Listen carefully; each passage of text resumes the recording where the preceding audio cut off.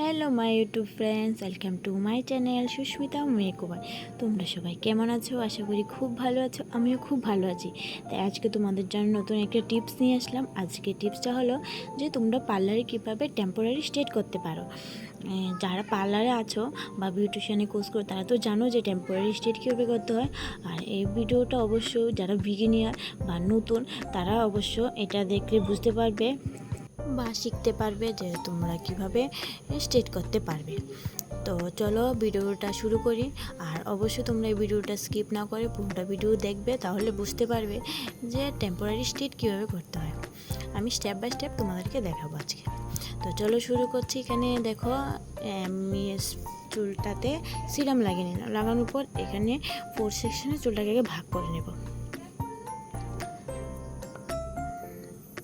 দেখো এখানে ভালো করে আমি 4 সেকশন করে নিলাম।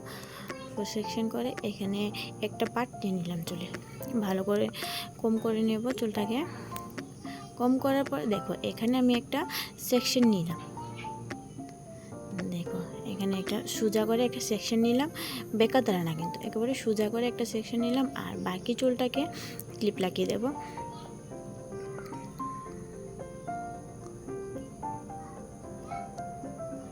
এখানে আমি চুলটাতে হেয়ার কম করে নিলাম। করার পর এখানে দেখো আমি একটা স্ট্রেটনিং নিয়ে নিলাম। আর স্ট্রেটনিংটা হচ্ছে আইকনিকের স্ট্রেটনার, দেখতে পাচ্ছ। এখানে এখানে নাম্বার দেওয়া আছে, এখানে কমানো, এখানে কমানো বাড়ানো নাম্বার আছে। আর এটা হচ্ছে অন অফ করা। দেখো এখানে দেখো বোঝা যাচ্ছে না জানি না ফোনে, এখানে লাইটিং হচ্ছে কিন্তু অন অফ, কমানো বাড়ানো আছে। আর আমি চুলটাকে 230-তে রেখে আমি চুলটা করব। আর এটা হচ্ছে কমানো বাড়ানো। তো আর চুলটা তো ন্যাচারালি, কিন্তু এটাতে কোনো কালার করা নেই বা কিছু নেই, তার জন্য আমি এটাতে 230-তে রেখে করলাম। আর যদি কালার থাকতো বা অনেকটা উইক থাকতো তো চুলটা টেম্পারটা একটু কমিয়ে নিতাম।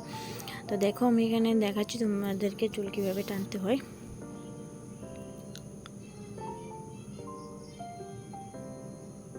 আর তোমরা ভিডিওটাকে স্কিপ না করে পুরো ভিডিওটা দেখবে, আর তাহলে বুঝতে পারবে যে টেম্পোরারি স্ট্রেটটা কীভাবে করে।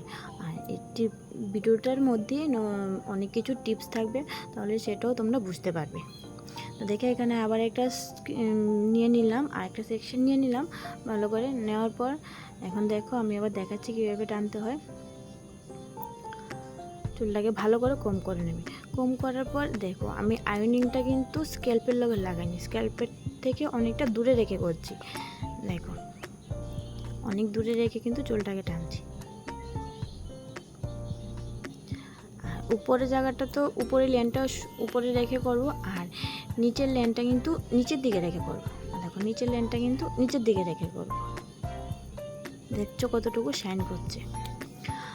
এখানে আমি তোমাদের সাথে সাথে লগে আমার স্টুডেন্টও ছিল, ওদেরকেও প্র্যাকটিস করাচ্ছি। তাই আমি করার পরে ও এখন প্র্যাকটিস করছি। তো তোমরা দেখে অবশ্যই বুঝতে পারছো।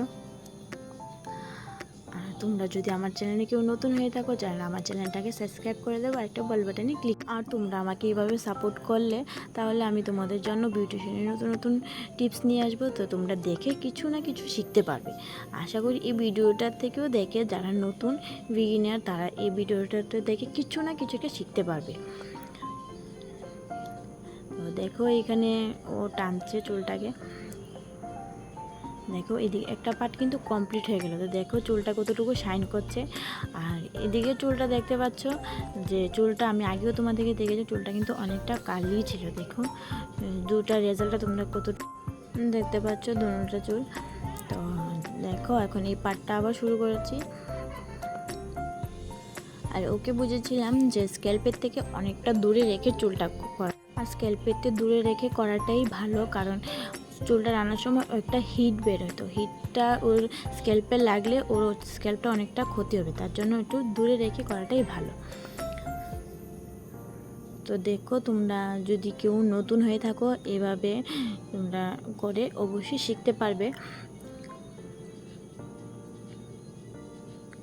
আর তোমরা যদি নতুন নতুন বিউটিশিয়ানের টিপস পেতে চাও তাহলে আমাকে অবশ্যই কমেন্ট করে যাবে, আমি তোমাদের জন্য নতুন নতুন টিপস নিয়ে আসবো।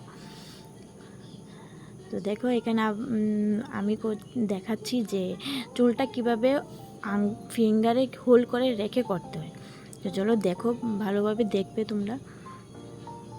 ভালো করে চুলটাকে কম করে নিলাম। কম করে দেখো এই দুইটা ফিঙ্গারের মধ্যে কিন্তু আমি চুলটাকে ভালো করে হোল্ড করলাম, দেখতে পাচ্ছ, এভাবে হোল্ড করে নিলাম। হোল্ড করে এই চিরুনটাকে এই হাতে নিলাম, এই ফিঙ্গারে নিলাম।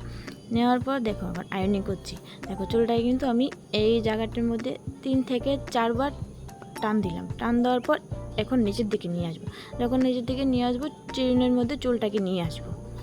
দেখো এইভাবে নিয়ে নিচের দিকে নিয়ে আসবো। উপরের লেনটা উপরের দিকে টানবো আর নিচের লেনটা নিচের দিকে টানবো। এখন ও করছে, দেখো। তো তোমরাও যদি এমনভাবে প্র্যাকটিস করো তো অবশ্যই তাড়াতাড়ি শিখে যাবে। আর টেম্পোরারি টানাটাও সবাই তো আর পারে না পার্মানেন্ট করার জন্য। তো কোনো ওকেশনলি বা ওয়েডিংয়ে যেতে হলে তো টেম্পোরারি পার্লারে এসে টেম্পোরারি অনেকে করতে চায়। তো দেখো চুলটাতে এখানে কতটুকু শাইন এসেছে। পেছনেরটা হয়ে গেছে, এখন ফ্রন্টের জায়গাটা রয়েছে। এখন ফ্রন্টের জায়গাটা করব। আর ফ্রন্টের জায়গাটা কিভাবে করতে হয় এটাও দেখাবো তোমাদেরকে। দেখো এই জায়গাটা কিন্তু কানের থেকে একটু উপরে রেখে চুলটাকে ভালোভাবে করতে হবে, যাতে স্ট্রেটনিং করার সময় যে একটা গরম হিট বের হয় না, ওটা যাতে ওর কানে না লাগে। তো কী করবে, একটু উপরে রেখে করবে। আর এই জায়গাটাতে বারবার ফু দেবে, তাহলে কী হবে, তোমার স্ট্রেটনারটা কানেতে লাগবে না। তো দেখো এভাবে উপরের দিকে রেখে এভাবে টানবে।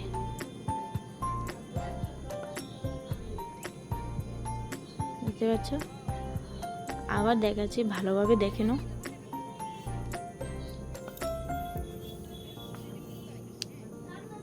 নিচের দিকে না, কিন্তু উপরের দিকে রেখে টানবে চুলটাকে। দেখো এভাবে টানবে।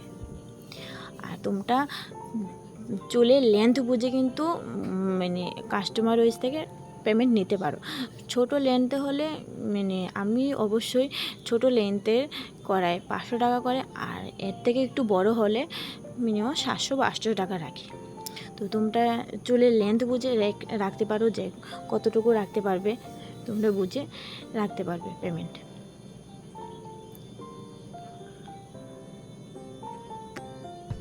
তো দেখো উপরটা প্রায় হয়ে গেছে পুরো চুল। দেখো চুলটা শাইন, দেখো কতটুকু শাইন করছে, এমন দেখতে লাগছে পুরোটা অরিজিনাল। এখন ও মানে টেম্পোরারি বুঝে যাচ্ছে না যে এখন পার্মানেন্ট করেছে এমন লাগছে, কিন্তু এটা কিন্তু টেম্পোরারি। আর তোমাদের কাছে যদি ভিডিওটা ভালো লাগে অবশ্যই লাইক কমেন্ট শেয়ার করে দেবে, আর আমাকে কমেন্ট করে জানাবে। তো তোমার জন্য আমি নতুন নতুন ভিডিও নিয়ে আসবো। Tata, bye bye.